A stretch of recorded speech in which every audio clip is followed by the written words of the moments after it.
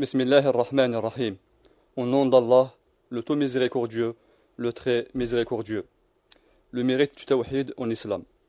Certes, la louange est à Allah. Nous le louons, implorons son secours et lui demandons le pardon. Nous nous protégeons par Allah contre le mal de nos propres âmes et contre les maux engendrés par nos mauvaises actions. Celui qu'Allah guide, nul ne pourra l'égarer. Et celui qui l'égare, nul ne pourra le guider. Et j'atteste qu'il n'y a point d'adoré à part Allah, seul, sans aucun associé, et j'atteste que Mohammed est son serviteur et messager. Ensuite, chers frères et sœurs qui nous écoutent, partout où vous êtes, je vous dis Assalamu alaikum wa rahmatullahi wa barakatuh. Nous voilà au rendez-vous avec un nouveau cours dans lequel nous découvrirons tous ensemble un sujet infiniment important, car Allah, pureté à lui, l'on a classé en première position dans notre chère religion. Donc, aujourd'hui, je vous parlerai du tawhid, terme islamique que l'on traduit communément par le mot unicité. Le tawhid, chers frères et sœurs, est en fait la mission première de laquelle notre Seigneur a chargé tous les messagers et prophètes, prières et salut d'Allah sur eux. L'islam nous enseigne que le premier messager envoyé sur terre est le prophète d'Allah, Noé. Une fois que le shirk ou l'association est advenu parmi les gens, et ce, environ 10 siècles après la mort de notre père Adam, que le salut soit sur lui. Allah exalté soit-il a enjoint à son messager Noé, d'appeler son peuple à vouer l'adoration uniquement à Allah, d'abandonner les pratiques polythéistes et de suivre également le droit chemin qu'il y prêchait.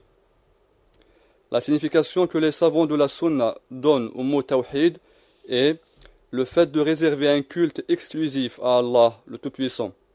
C'est aussi de le considérer par croyance et conviction qu'il est l'unique dans sa seigneurie, qu'il n'a aucun partenaire dans la gérance de l'univers avec toutes les créatures qui s'y trouvent, de même que de l'unifier dans l'adoration.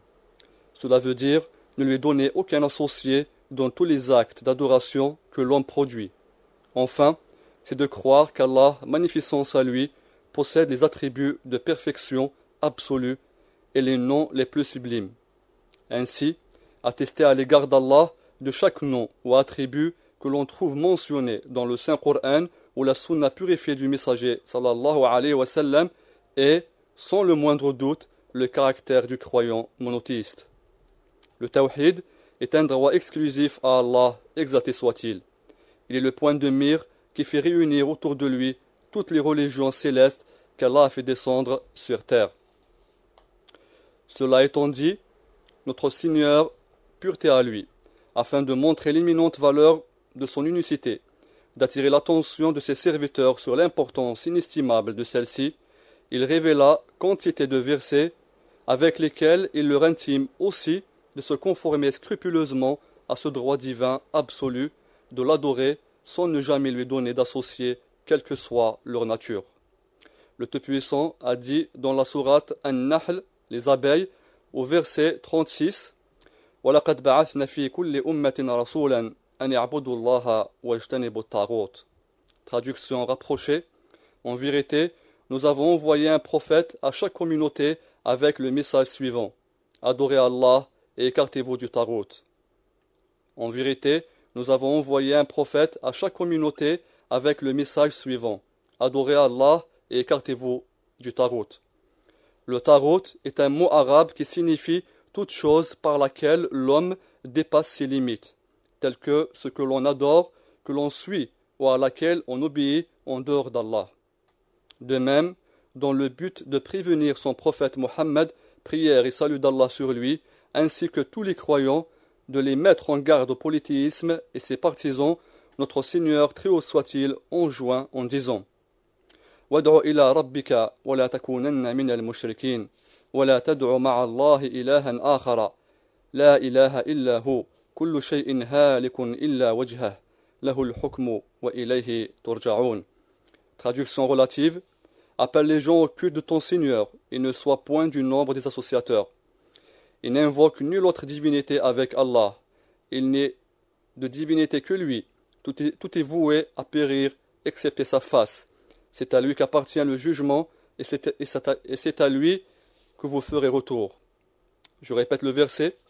Appelle les gens au culte de ton Seigneur et ne sois point du nombre des associateurs. Et n'invoque nulle autre divinité avec Allah. Il n'est de divinité que lui.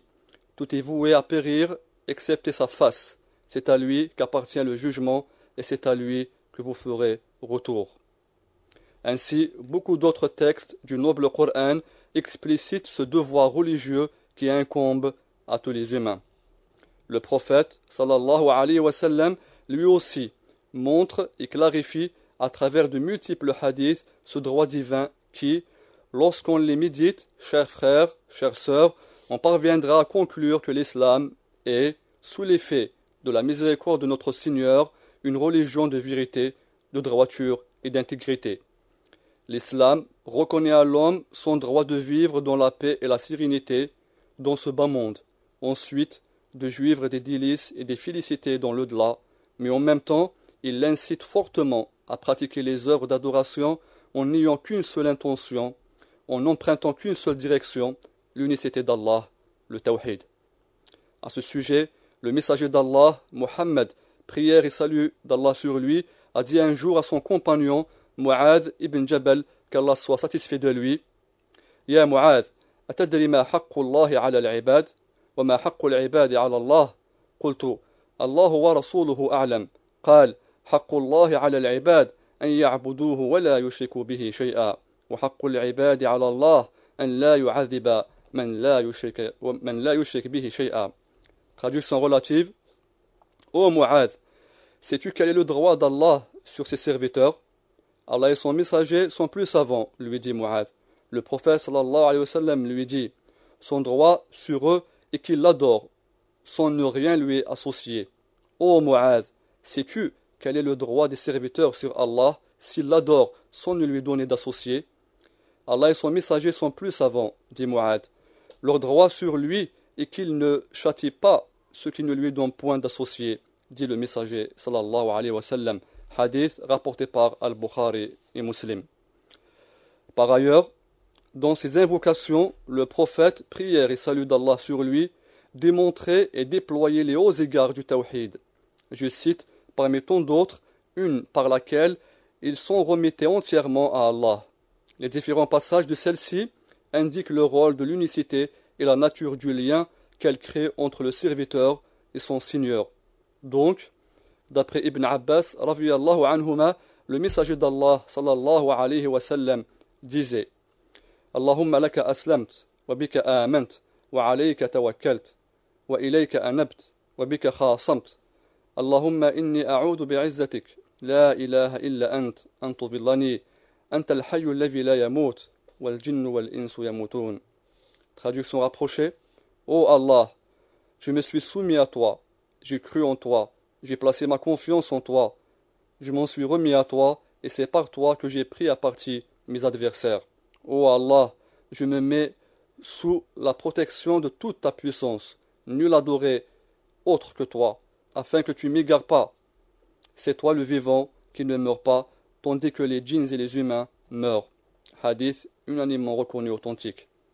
Aussi, toujours dans l'esprit de faire montre de la gravité du polythéisme et de l'association, et d'élucider en revanche l'effet du tawhid dans l'émancipation de ses partisans des feux de la jihad, de même que d'évoquer le très élevé statut qu'il occupe dans toutes les religions. Pour démontrer tout cela, Allah exalté soit-il nous révèle quelques interrogations qu'il adressera le jour de la résurrection à son noble serviteur et messager, Isa, Jésus le Messie. Le Tout-Puissant dit au verset 116-118 de la sourate Al-Ma'ida, la table servie.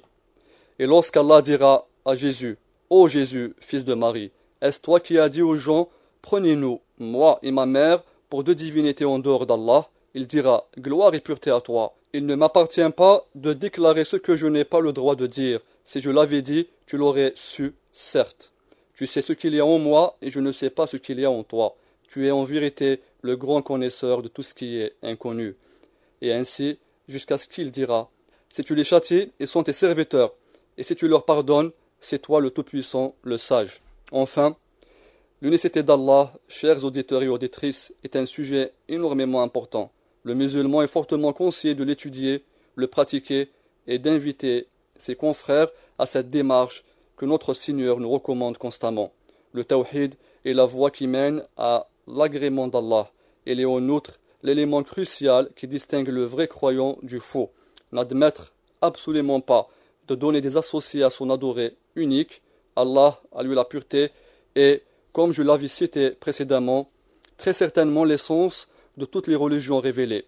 L'auditeur perspicace conclura le grand mérite de l'islam en l'opposant aux autres religions dont les adorations se dispersent entre plusieurs divinités. Cela donne l'image d'un culte qui, en réalité, ne sanctifie aucunement le Seigneur de l'univers, il ne le démarque pas des autres divinités. C'en est bien ici que réside la différence dans toute son ampleur entre le musulman et le non-musulman. Voilà, chers frères et sœurs, c'est par ceci que nous arrivons à la fin de cette émission. Je rappelle que c'était le 3e cours de notre série Les égards inégalables de la religion musulmane, les mérites et les valeurs suprêmes du tawhid, ou l'unicité d'Allah, et le thème que nous avons présenté aujourd'hui. Rendez-vous au prochain cours avec lequel nous découvrirons une autre vertu de notre islam bien-aimé. Je demande à Allah de nous faire profiter par ce que nous avons écouté, de pardonner nos péchés et de nous accorder son aide et son assistance. Amin. Wassalamu alaikum wa rahmatullahi wa barakatuh.